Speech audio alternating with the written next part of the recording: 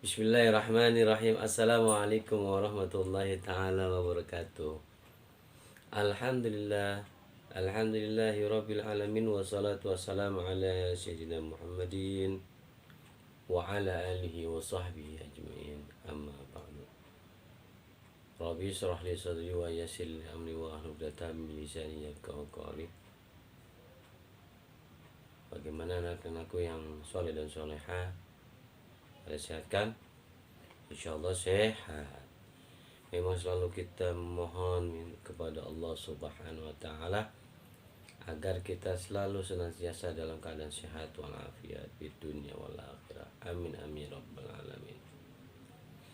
Sebelum belajar, mari kita bersama-sama membaca doa belajar. Doa belajar mulai. A'udzubillahi minasyaitonirrajim. Bismillahirrahmanirrahim. Rabbi zidni ilman nafi'an warzuqni fahman. Rabbi fili wali walidayya warhamhuma kama rabbayani shaghira. Rabbana atina fid dunya hasanah wa fil akhirati hasanah wa qina adzabannar. Walhamdulillahi rabbil alamin. Anak-anakku yang soleh dan soleha, minggu lalu Bapak telah menjelaskan Asmaul Husna, yaitu tentang Al-Qawiyyu, ya.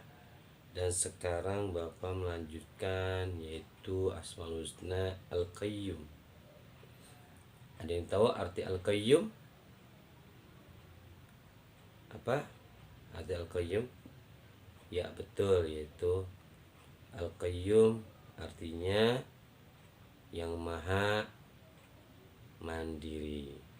Allah tidak membutuhkan kepada suatu apapun untuk kelangsungan wujudnya. Justru Dia yang memberikan wujud kepada semua makhluknya. Allah senantiasa mengurus semua makhluk ciptaannya, seperti dalam firman Allah Subhanahu wa taala sebagai berikut. A'udzubillahi minasyaitonirrajim. Bismillahirrahmanirrahim. Allahu la ilaha illa huwal hayyul qayyum. Yang artinya Allah tidak ada Tuhan selain Dia yang maha hidup, yang terus menerus mengurus makhluknya. Quran surat Al-Baqarah, ya, ayat 255. Allah mampu hidup sendiri dan tidak, ya, dan Dia maha mengatur dan memenuhi segala kebutuhan makhluknya. Dia yang mengurus makhluknya tanpa membutuhkan bantuan siapapun. Tidak hanya antara manusia saja, manusia dengan hewan atau tumbuhan juga saling membutuhkan.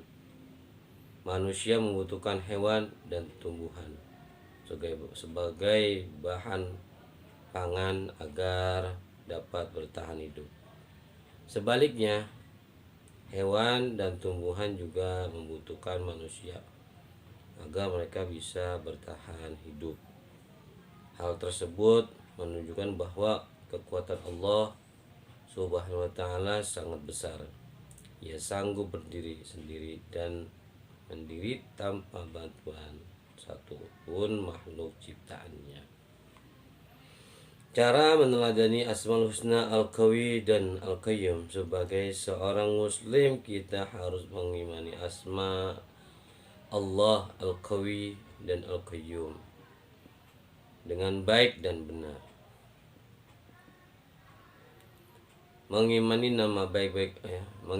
nama baik Allah menjadikan hidup kita semakin tenang dan tentram, serta menambahkan ketakwaan kita terhadap Allah Subhanahu wa taala.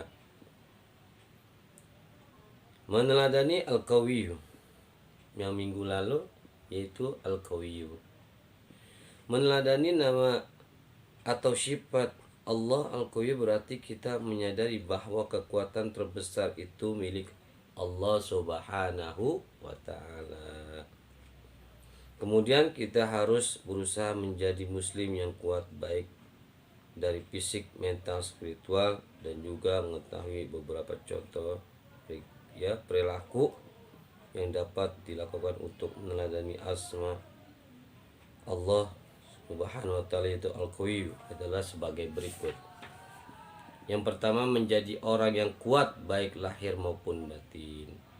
Yang kedua, menggunakan kekuatan yang dimiliki untuk hal-hal yang diridhoi Allah Subhanahu wa ta'ala. Yang ketiga, tidak menggunakan kekuatan untuk menganiaya yang lemah. Dan yang keempat, menggunakan segala kekuatan yang dimiliki untuk menghancurkan kesesatan dan kemaksiatan di dunia. Al-Qayyum, ya, meneladani Al-Qayyum, meneladani nama sifat Allah yaitu Al-Qayyum, berarti kita harus berusaha untuk bisa hidup mandiri, mempergunakan potensi dan karunia yang diberikan oleh Allah Subhanahu wa ta'ala secara maksimal untuk memenuhi kebutuhan. Beberapa contoh perilaku yang dapat dilakukan untuk meneladani Asmaul Husna yaitu Al-Qayyum adalah sebagai berikut.